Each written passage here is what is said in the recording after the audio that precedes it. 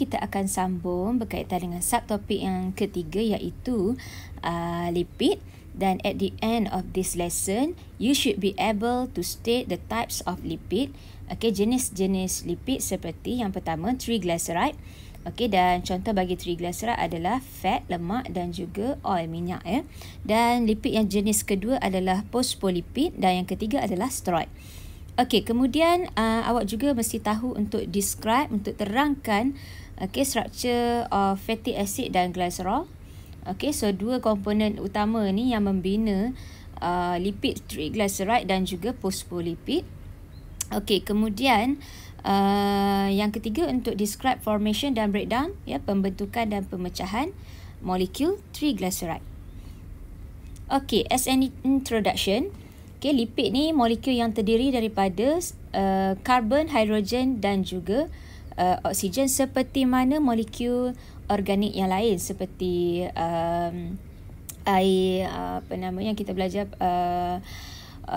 karbohidrat dan juga protein. Okay, and it is a large biological molecule, that's why kita panggil dia macromolecule. Okay, makro maksudnya besar. Okay, molekul yang bersaiz besar, dan dia ni bukan sejenis polimer ya. Lipid ni bukan sejenis polimer. Maksudnya it is not constructed by monomers. Okay, tidak dibina dengan repetition ataupun combination of monomers, bukan Okay. And it is insoluble in water, tak larut dalam air. Minyak tak bercampur dengan air kan. Okay, lemak pun tak larut dalam air kan. Okay, tetapi it is soluble, larut dalam organic solvent such as alcohol, ether and chloroform. Dalam alkohol, ether ataupun chloroform, lipid, minyak ataupun lemak ke apa akan larut ya. Okay, next. Okay, baik. Untuk importance of lipid pula kepentingan lipid kepada kehidupan, contohnya lipid adalah simpanan tenaga. Contohnya macam bawah kita punya kulit, terdapatnya adipose tissue kan. Okay, so adipose tissue juga sebenarnya adalah fat. So dia akan store energy lah. Kalau orang tu tak makan untuk beberapa hari pun dia masih bertahan, sebab apa? Ada adipose tissue di bawah lapisan kulit. Alright, and then di mana tersimpannya tenaga yang begitu banyak ini? Okay, nanti kita akan tengok. Okay, nanti kita akan bincang. Okay, kemudian number 2, component of the cell membrane.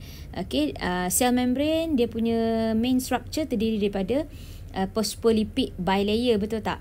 Okay, dan juga lipid dan juga protein kan. So di sinilah peranan phospholipid dalam cell membrane. Okey, kemudian insulator ataupun kita kata penebat kepada elektrik. Okey, contohnya macam dekat neuron, okey, motor neuron kan ada myelin sheath kan. Okey, myelin sheath ni diperbuat daripada apa? Daripada Schwann cell. Okey, so Schwann cell. So Schwann cell tu akan menyebabkan electrical impulse tak boleh melepasi kawasan unmyelinated axon. Okay, so apa yang berlaku nanti? Electrical impulse tu akan propagate, akan jump. Okay, from one gaps of the axon, ataupun kita kata daripada satu nodes of Ranvier to another. Sebab apa? Disebabkan oleh kehadiran Schwann cell. Okay, yang membentuk myelin sheath ini. Okay, number 4. Okay, lipid juga boleh jadi ingredient utama ataupun kita kata carrier ataupun precursor untuk kita produce flavor ataupun odor compound. Macam contohnya kita nak buat minyak ikan ke, minyak homeopati ke, ataupun nak buat perfume. Okay, pun boleh. Satu lagi nak buat nak buat essential oil. Okay, semuanya daripada sinilah yang ada bau-bauan tu kan. Okey, dan yang keempat, lipid juga untuk transport fat soluble vitamin. Okey, untuk pengangkutan vitamin yang larut dalam lemak. Okey, baik. Dan okey, di sini kita ulang balik 3 jenis lipid, triglyceride, phospholipid dan steroid. Okey, ini struktur bagi triglyceride. Okey, triglyceride dia akan ada 3 molecule of fatty acid. So ini adalah fatty acid actually yang sudah bonded dengan okey, yang sudah bonded dengan karboksil, apa nama ni, karboksil pula, sorry, yang bonded ataupun kita kata yang react dengan hydroxyl group daripada glycerol, ya. So di sini kita ada 1 glycerol, okey, dan di sini kita ada 3 fatty acid. Okey, so ini adalah structure bagi triglyceride. So kalau soalan minta awak lukis triglyceride, terus kena lukis structure of triglyceride inilah. Okey. And then characteristic of triglyceride. Okay, now kita fokus kepada triglyceride sahaja. Okay, triglyceride ini, keseluruhan triglyceride adalah non-polar. Maksudnya dia tak boleh larut dalam air. Okay, so sebab apa tak boleh larut dalam air? Air kan polar molecule. So they cannot form hydrogen bond with water molecule. Okay. And contoh bagi triglyceride adalah fat dan oil. Okay, lemak dan juga minyak. Okey, lemak ni boleh jadi lemak sayuran ke, lemak binatang ke. Okey, dan dia kata lipid that are in the solid state at 20 degrees Celsius are known as fat. Okey, ni maksudnya lah. Okey. Dan kemudian dia kata those that exist in the liquid state at 20 degrees Celsius are known as oil. Yang ni minyak. Okey, maksudnya 20 degrees Celsius ni, okey, kalau kita up sikit dia akan jadi suhu bilik kan. So maksudnya pada suhu bilik lah. Okey, lemak dalam bentuk solid dan minyak dalam bentuk liquid.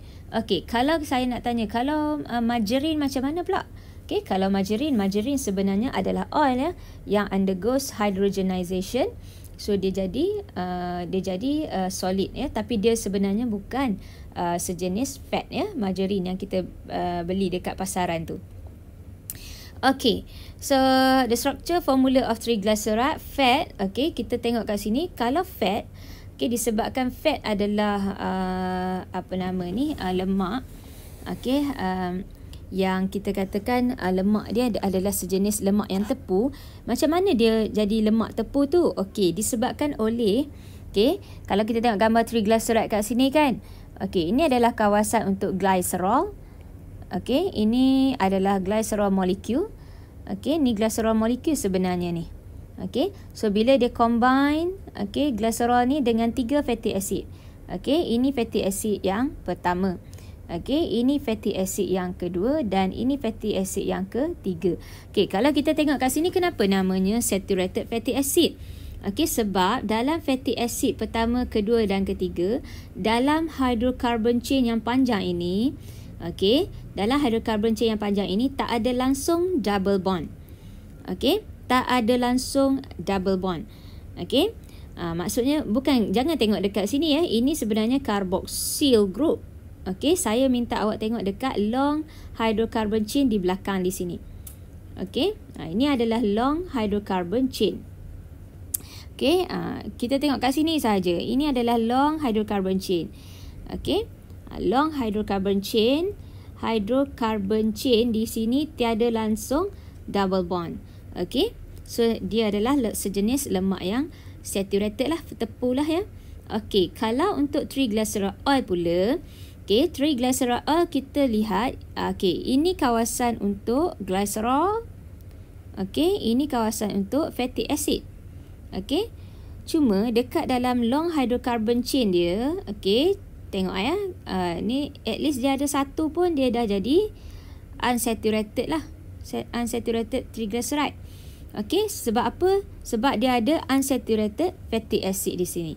Okay, sebab di sini kita tengok at least kehadiran satu double bond pun dia dah jadi unsaturated fatty acid. Okay, unsaturated, okay, fatty acid. Sebab kat sini kalau awak tengok dia ada satu double bond dalam long hydrocarbon chain dia. Okay, long hydrocarbon chain. Okay, at least ada satu pun dia dah jadi lemak tak tepu. Okay, okay, yang kedua kita tengok structure untuk phospholipid. Phospholipid pula, okay, dia pun terbina daripada, okay, satu molekul glycerol. Okay, satu molekul glycerol. Tapi apa beza dengan triglyceride tadi? Okay, di mana dia punya carbon number, okay, 1 dan carbon number 2 dia akan bonded dengan fatty acid. Okay, fatty acid. Okey, ni fatty acid ya. Okey, cuma karbon yang ketiga dia akan bonded dengan satu kumpulan fosfat. Okey, one phosphate group. Okey, phosphate group ni sifatnya adalah hydrophilic. Okey, dan untuk fatty acid pula sifat dia hydrophobic. That's why awak dapat struktur fatty acid, struktur phospholipid ini yang mana dia ada region yang hydrophilic head dan region yang hydrophobic tail. Okey, boleh faham sebab ni sebab dia punya phosphate tadi dah jadi hydrophilic head dan dia punya hydrophobic tail dia yang di sinilah. Boleh faham? Okey.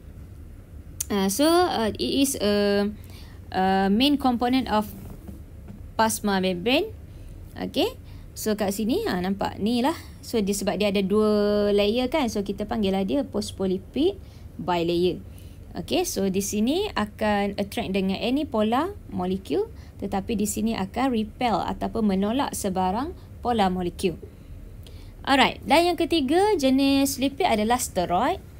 Okay, steroid di sini it is made up of 4 fused ring of carbon skeleton sahaja. Okay, semuanya adalah rantaian karbon.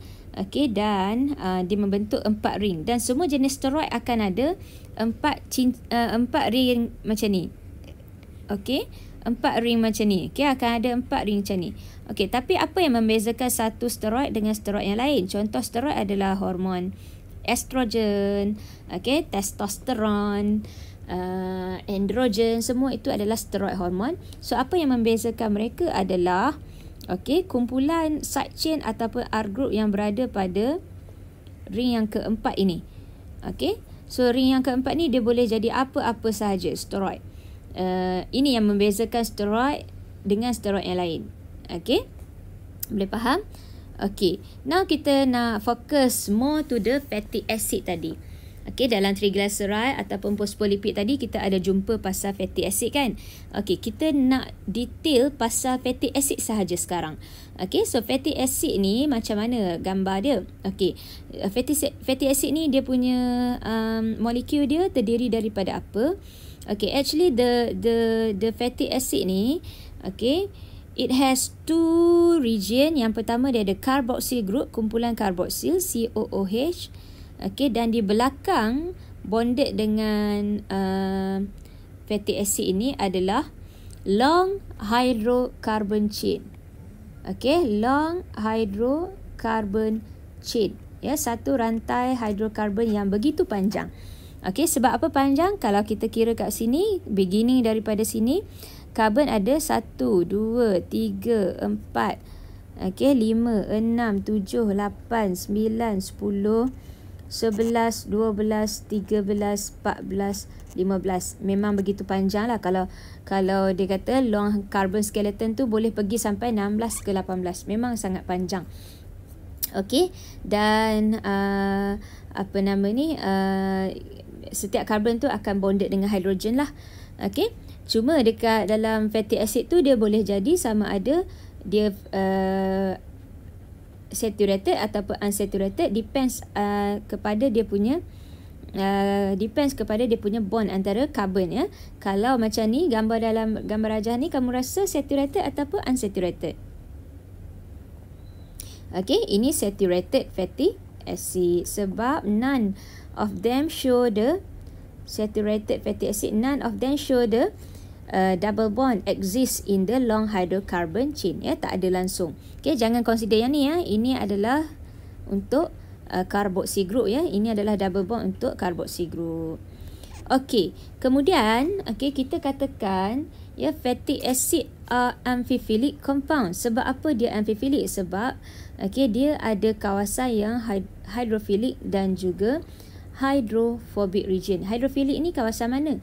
Ini kawasan COOH itu sebenarnya. Okay, sebab dia ada double bond tadi kan.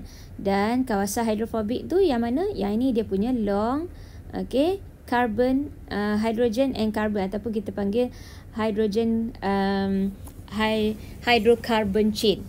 Okay, long hydrocarbon chain tadi.